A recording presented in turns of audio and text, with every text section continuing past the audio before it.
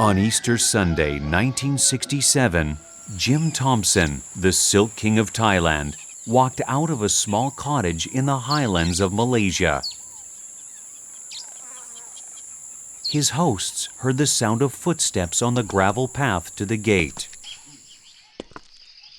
Down the road ahead of him was a golf course, one of the country's best, which had been hacked out of the jungle. And beyond that, the old smokehouse, a Tudor-style hotel where some friends were staying. Perhaps he was coming here for his afternoon tea, right here. And on his way here, he just vanished without a trace, not leaving a note to his traveling companion. How can someone so famous disappear so completely?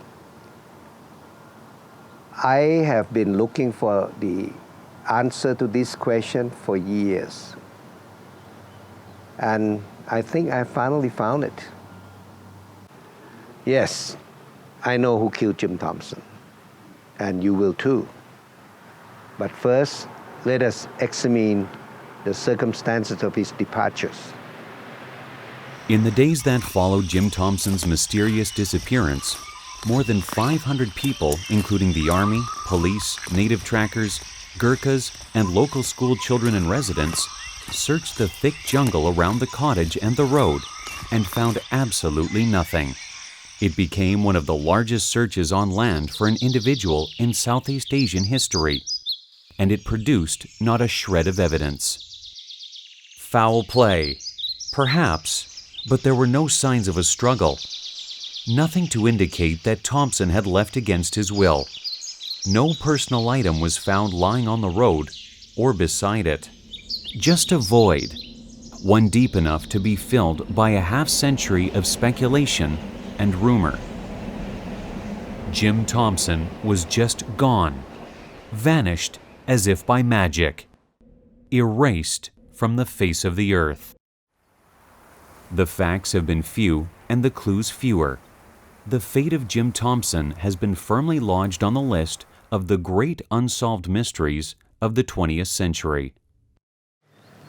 Now we know what happened to Jim Thompson that Easter Sunday afternoon and why. Suddenly, after 50 years of his disappearance, facts has come to light, and we have changed our minds. But first, to understand Jim Thompson's strange fate, we must go back to that crucial moment when he disappeared. The moment when he left the Moonlight Cottage, possibly a man on vacation headed for his afternoon cup of tea. We need to reassemble the world in Thailand as Jim Thompson found it at the end of the Second World War. And, at the same time, we need to take a deep look into him. Why and how he arrived there, who he really was, and importantly, wanted to be. During the war, he had been an officer in the OSS, the forerunner of the CIA, and was sent to Europe to work with the partisans. He fought behind the lines in North Africa and France,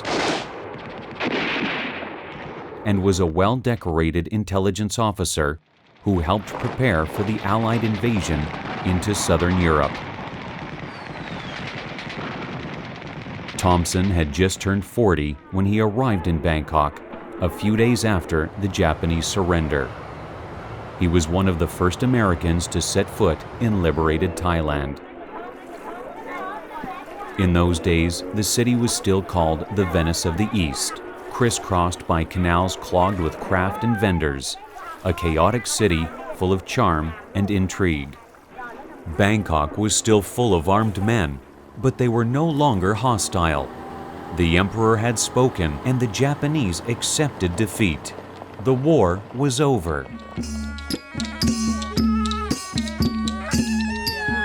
Jim Thompson immediately fell in love with the country and its people. He felt at home there, at ease in Thai culture. A man who had found his place in the world. And in his letters to his family, he made it clear that he intended to stay. His future was in Thailand. At first, Jim tried the hotel business, joining with a friend to buy the Oriental Hotel, which was then a long way from its current 5-star glamour. But they soon clashed, and Thompson withdrew from the venture. From the moment he arrived in Thailand, he began buying hand-woven silk. It became a passion, which was soon the focus of his new life. He took his collection back to the US to see if there was a market for it there. In New York, he talked to people in the fashion industry, and they confirmed his intuition. Western women could be easily persuaded to wear the shimmering and colorful fabric from Siam. And when the Rodgers and Hammerstein musical The King and I opened on Broadway, there, shining in the limelight, was Jim Thompson's silk. Royal princes and princesses. Providing a touch of luxurious authenticity to all the costumes. The musical was a tremendous success, and so were the costumes. A flood of new orders arrived. Exports of Thai silk increased tenfold in less than 2 years. That was the beginning of what was to become a textile empire. Hundreds, if not thousands, of handlooms were soon producing silk for export.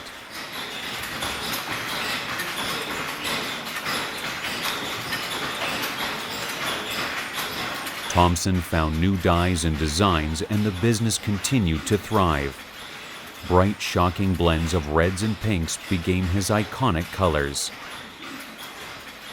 The elephant quickly became the hallmark of Jim Thompson textiles.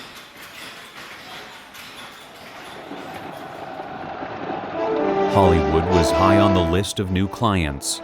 Jim Thompson silk was used extensively in the 1959 version of Ben-Hur, which won 11 Academy Awards, among them one for Best Costumes. All the major characters wore specially woven fabric. Thai silk became a much-desired luxury item and was also used for curtains and wall coverings. Jim Thompson gradually acquired a worldwide reputation. He had every right to be self-satisfied, a man who had started from nothing and created Thailand's most prestigious export. He was often referred to as the Silk King.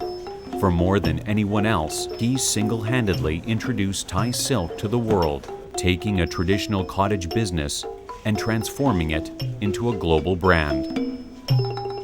But he was not without his enemies. He was too successful. He had over 100 competitors in the Thai silk business, and many resented the fact that a foreigner had led the way to an international success. To make matters worse, he had openly criticized both the Thai leadership and American foreign policy in Southeast Asia, especially the participation in the Vietnam War. As a result, he had been investigated by the FBI for potential un-American activities. He had confided to old friends that many people had a good reason to murder him.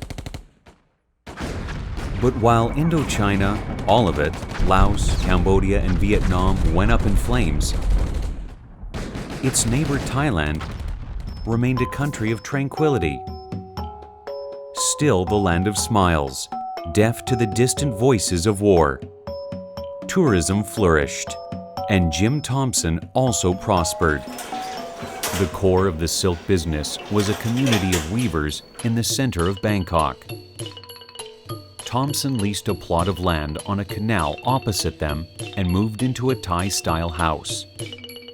That one house soon expanded to fit his social needs and contain his growing art collection. Eventually, he used the pieces of 6 traditional Thai houses, which he refashioned into one. He flipped the wall panels so that the richly carved decorations faced inwards. And the central staircase was placed inside instead of being attached to the exterior of the house.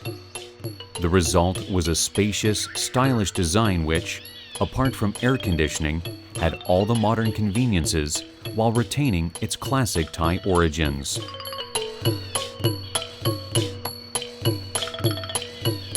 While the rest of Bangkok was modernizing rapidly, Jim Thompson created an oasis of the past in the heart of the city, a truly elegant abode in which to live and entertain.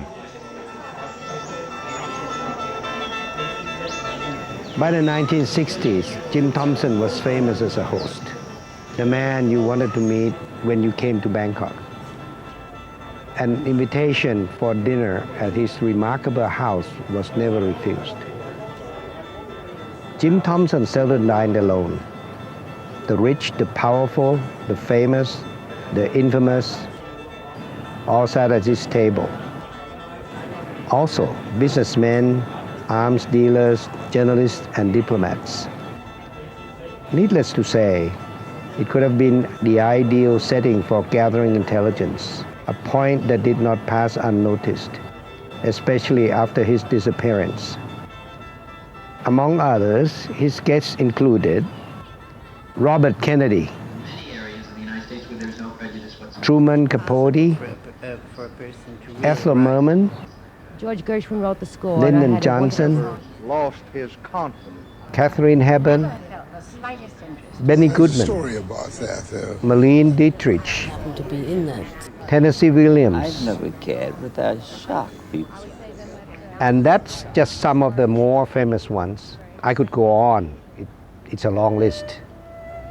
Every piece of art was chosen with care. Sculpture from all over Southeast Asia, including ancient Thai and Burmese wood carvings, and much, much more. The entire catalog was worthy of a museum, which in fact it became and remains to this day. When the house was completed in 1959, Jim Thompson assumed a new role, an ambassador of Thai culture and an expert on Oriental art.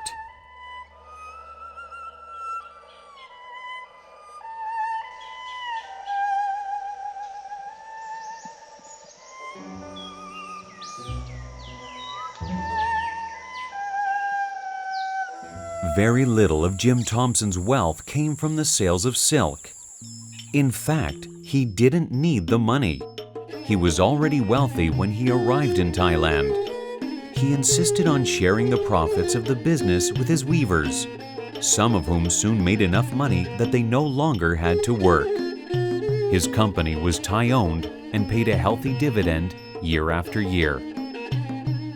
For example, a weaver who had invested $25 in 1948 could have sold his share for $850 20 years later. And one of the original investors received a check for over $1 million in the late 1980s, worth nearly 3 times that today. Originally, the Thai Silk Company was very different from what it is today. It was a shareholding company, and the shares, there were, I think, 100 shares. And Jim only owned a small percentage of them. And also the weavers owned a number of shares. And Jim's ultimate idea was that it would eventually be owned by the weavers. But remember, in those days, Jim never had a factory. And he would place orders from the weavers, and they would be placed almost on consignment. When they were sold, the weavers were paid. but he never actually had a factory weaving it himself. Clearly, Jim Thompson was not in it for the money. He held the title of managing director, and his starting salary was $3,000 a year.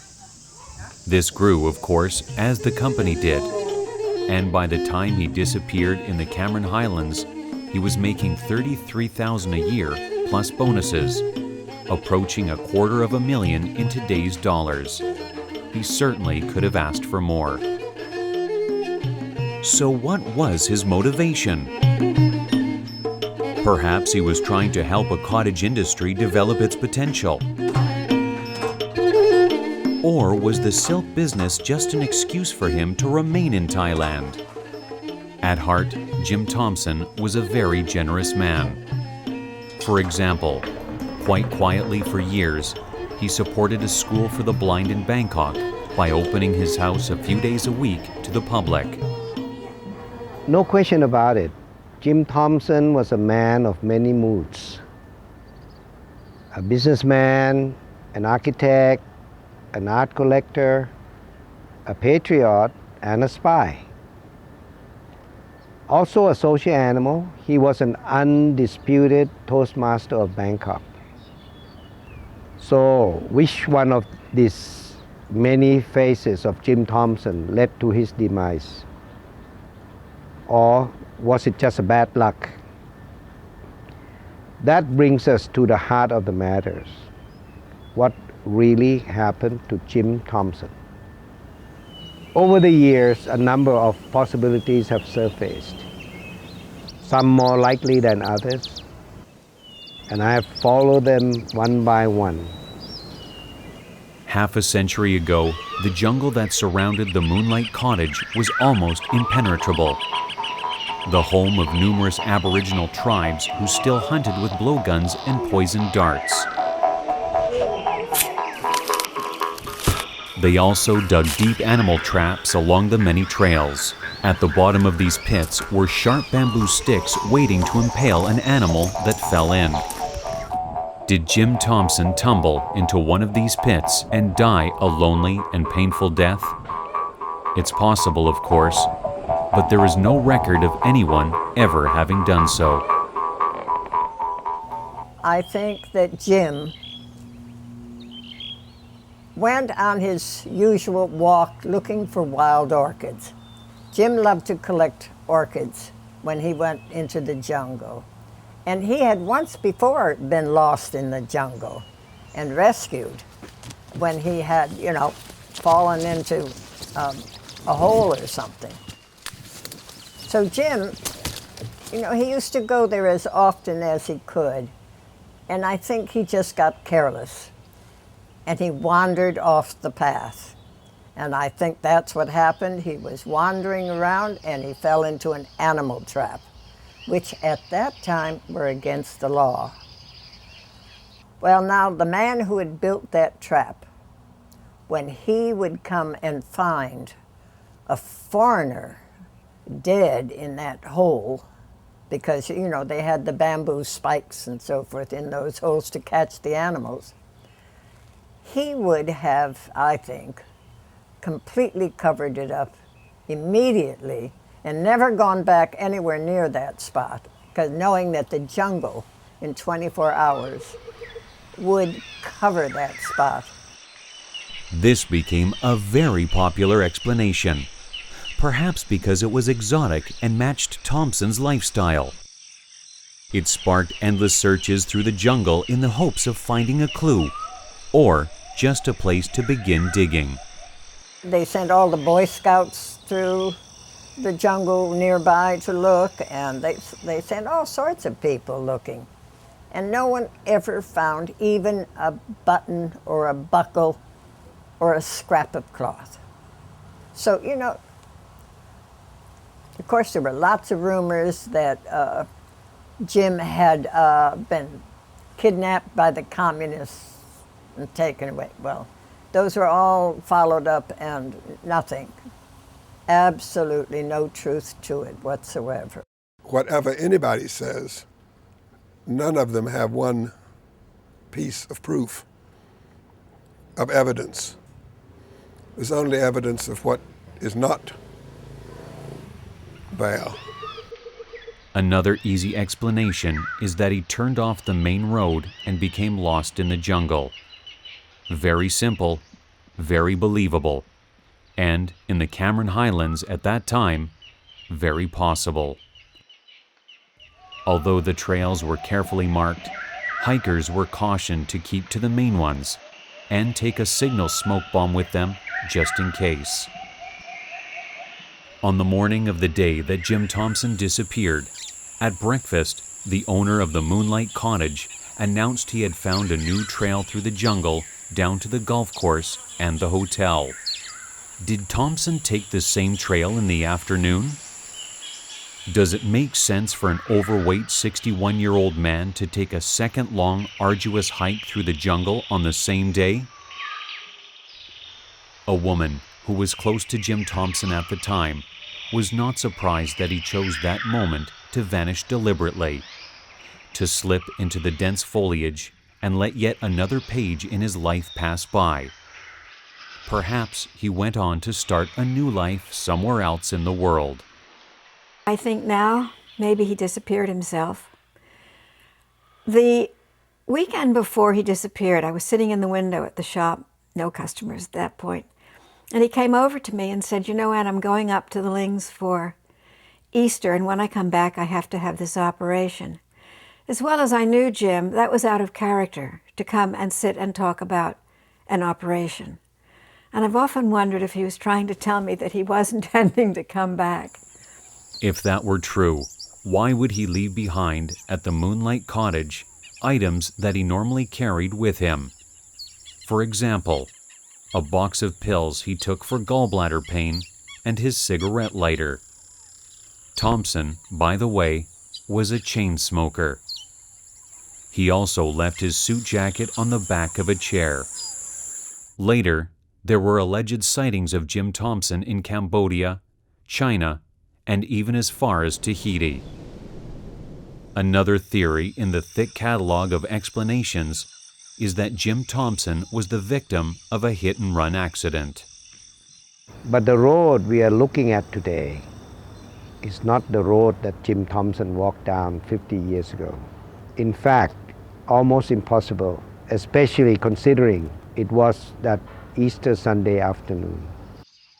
Then it was a single lane, a partially paved road that served only few homes.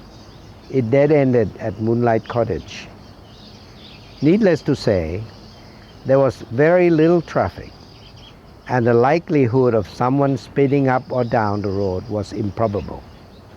According to the theory, the driver of the car placed the body in the trunk and drove off. Jim Thompson now lies in a shallow grave deep in the jungle, never to be found. It's possible, conceivable, even likely, he courted death for much of his life. During World War II, Thompson had worked for the OSS, the precursor to the CIA. That opened the door to a host of conspiracy theories, many of them pivoting on the assumption that Jim Thompson had never stopped being a spy. The silk business was simply a front, a convenient way to stay in touch with the guerrillas that he had known during the war. It was quite likely that at one time or another, the OSS came in contact with such revolutionary figures as Ho Chi Minh. Thompson knew how to survive in the jungle. While in the OSS, he had taken a course in jungle survival in Ceylon. He had emerged at the top of the class. Fold that into the fact that during the Malayan emergency, when the British fought a 12-year war with the Malayan communists, the Moonlight Cottage had been abandoned by its owners. The insurgents often used it as a base of operations. Horrible atrocities were committed on both sides. The communists held captives at the Moonlight Cottage. Some were assassinated in the flower beds, if not buried between the rose bushes. How many? No one knows. Making the most of this sanguinary past were the Bomos, or spirit mediums, who arrived at the Moonlight Cottage. Over 100 of them camped out on the grounds and erected their altars in the garden. They peered into their crystal balls, or tea dregs, or astrological tables. And of course, many of them found the image of Jim Thompson gazing back at them. They kept many of the searchers busy checking one site after another, but they never found the slightest bit of tangible proof. The witch doctors finally went home, their tails between their legs. Perhaps the most famous of this crop of clairvoyants was Peter Hurkos, a Dutch mystic who managed to line his pockets before he began to seriously ruminate. Jim Thompson's sister picked up the bill to send Hurkos to Bangkok, then on to the Cameron Highlands. Hurkos snooped and sniffed around the Moonlight Cottage. Then he ceremoniously seated himself on the veranda, in the chair once occupied by Jim Thompson, of course. After a few moments of apparently intense concentration, with dramatic stutters and stumbles, he blurted out that Thompson had been lured onto the road by someone he knew. According to Hurkos, the two men had walked down the road to a truck. 13 others in green uniforms had jumped out. Thompson was overpowered, then knocked out. He was thrown into the back of the truck and driven to an airport. Hurkos claimed that he could find Thompson, who was still alive. But at that point, the money from Thompson's sister ceased, and Hurkos gave up the search. Most of Thompson's family took another view of his disappearance. His niece, for example. It was a murder for hire. Now, they said you could get somebody killed on the back streets of Bangkok for $25. Uncle was very well known around the world. One of the things they had against him, because he was a Farang, and they waited till he was out of the country. And I'm sure he was killed immediately, and I don't know, maybe they dropped him in the ocean. And Booth, I said this to Booth, and he said to me, why did nobody collect a reward? And I said, they were afraid of the men who hired them. And, or maybe they were killed in their turn. I mean, death was cheap and easy. Henry Thompson, Jim's nephew, and the only one of the family who had actually gone to Bangkok for a visit, also thought that his uncle had not become lost in the jungle. Henry spoke with many people about his uncle's disappearance. Among them was one of his uncle's closest friends, Connie Mangskow. She told him about an incident that happened many years later. She was flying from Singapore to Bangkok, and a Chinese gentleman, businessman sitting next to her, had said that he'd just come down from the Cameron Highlands. And she said, I had a friend of mine called Jim Thompson who disappeared up there. And this businessman said, yes, one of my drivers ran him over. And she said, well, why didn't you go to the police? And he said, I couldn't. That was years after Jim had disappeared. I can see the rationale why he didn't report to the police in Malaysia. It was a Chinese construction company. Makes sense. And there's more, much more. More conspiracy theories, more spy tales, more stories of intrigue, jealousy, or even suicide. All of the many theories and many conspiracy theories that have been advanced have no factual basis to provide proof.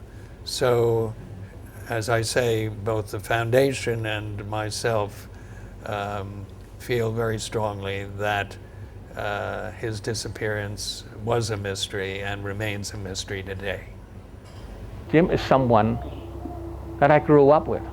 He was someone that was a part of my family, not just my father's friend. And I call him Uncle Jim all my life. When he come to our house, he didn't have to make any announcement. He didn't have to make a special preparation for him. He just come, he opened the fridge, and he opened whatever he likes to drink and do whatever he likes.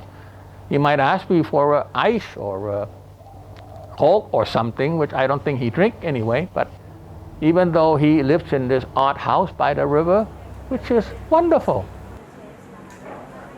That's what he likes. I love it. He had his shop just 1 block away from my father's office. I'd love to be there for lunch. And to lose Jim, it's a big thing. It's a big thing for me. Yeah. Because he didn't die of natural cause. He disappeared.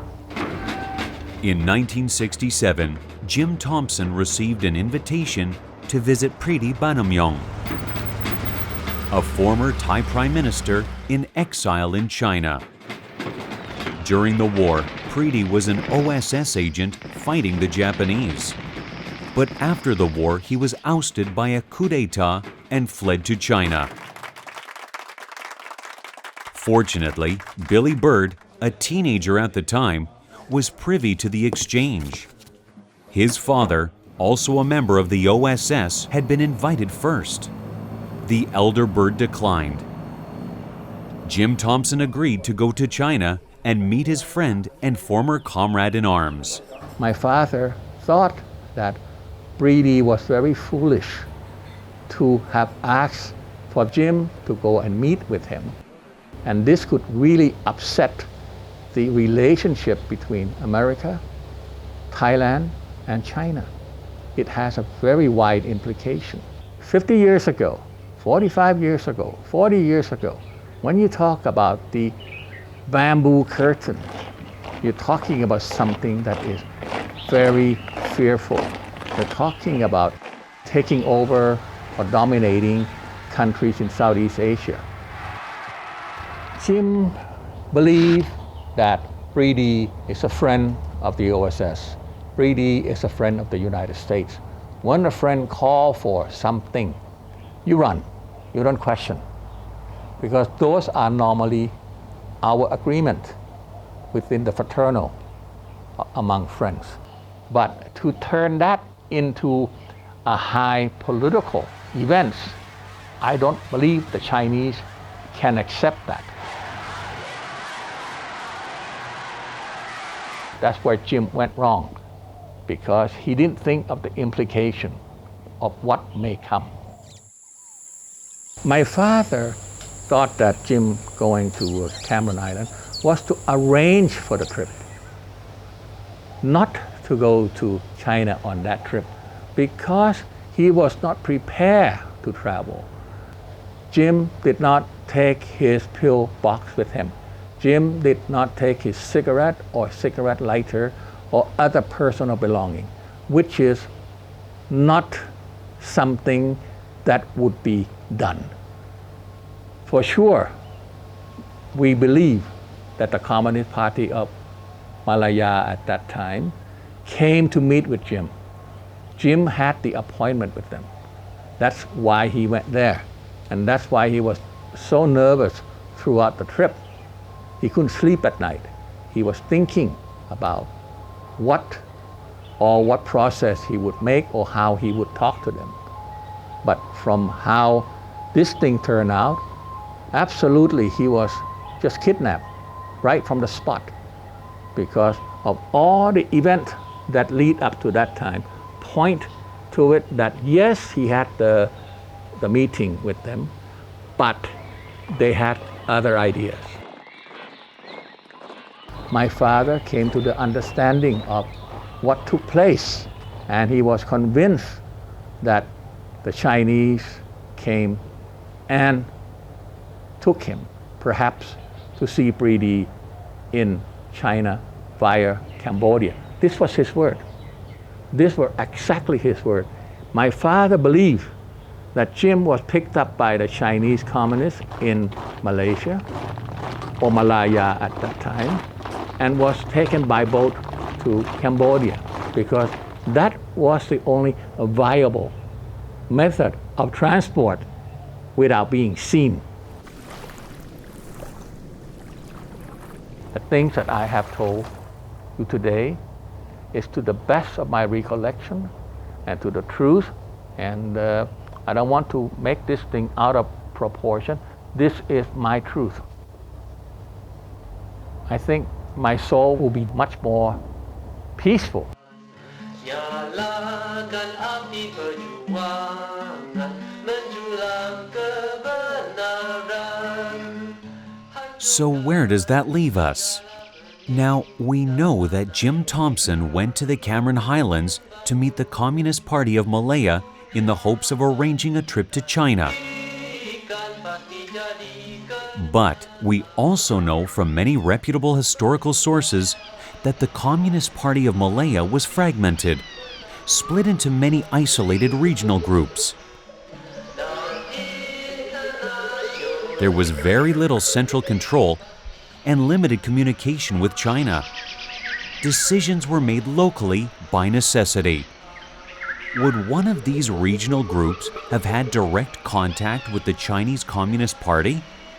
No, very unlikely. Drawn by the bonds of friendship to Pretty, who was exiled in China, Jim Thompson went to the Cameron Highlands. What follows is about as close as we can come to a first-hand report of what actually happened. Many years ago, Teo Pin, a Singaporean businessman, asked his uncle, who had spent 30 years in the upper echelons of the Malayan Communist Party, about the story that Jim Thompson had been eaten by a tiger. The uncle replied, If he had been eaten by a tiger, there would be bones. But I can tell you, there are no bones to be found. Curious, Teo Pin pursued the matter, and his uncle was quite forthright, speaking candidly and at length, as he sketched out the fate of the Silk King of Thailand. Jim Thompson turned up one day at a bungalow in Cameron Highlands and sent feelers out that he wants to meet Chin Peng. Chin Peng was the leader of the Malayan Communist Party. In fact, at that time he was a party secretary general. During the Second World War, he fought the Japanese alongside the British.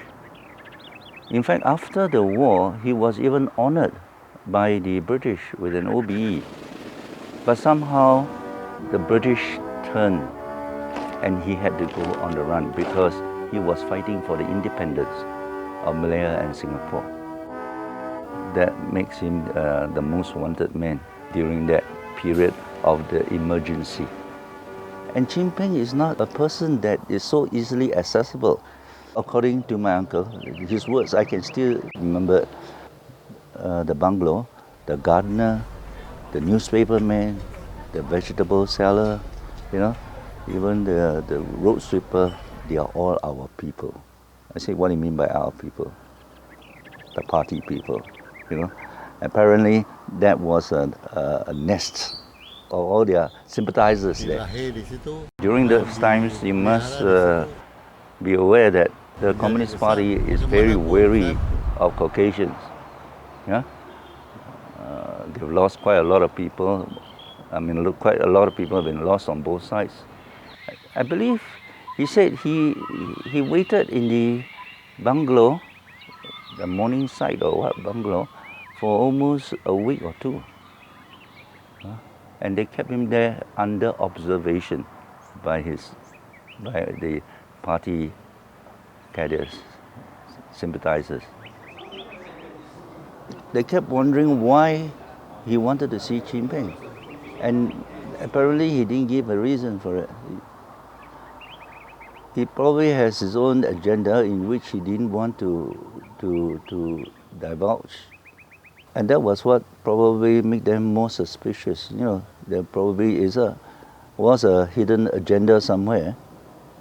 Chin Peng is a wanted man. Why do you want to see him? That makes them more suspicious and more determined that this person should not meet Chin Peng. In the meantime, they check up on his background, according to my uncle. And they found that he's not a simple person. That's what he said. I said, what do you mean by simple person? He says he was involved with the British and the Americans. And I said, what happened then? Well, we just one day got him out. And that's, to use his words, we had to eliminate him. That was, I mean, for me, it's something like, oh, wow, this is something I've never heard of. Huh? And to use such a word is a very committed language, you know, in a sense.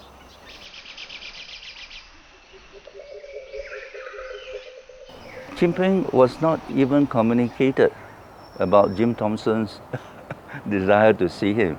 Because Chin Peng is a man right at the top. You don't trouble him with little things unless it's very, from what I understand, you know, something very substantial that can be achieved. Well, according to my uncle, the Malayan Communist Party did away with him in Cameron Highlands. Now you know what happened to Jim Thompson. We don't know who the executioner was, what weapon he used, and where they buried his body. But it is no longer the mystery that was kept secret for the last 50 years. Jim Thompson died in the mountains of Cameron Highlands 50 years ago, executed by the members of the Communist Party of Malaya.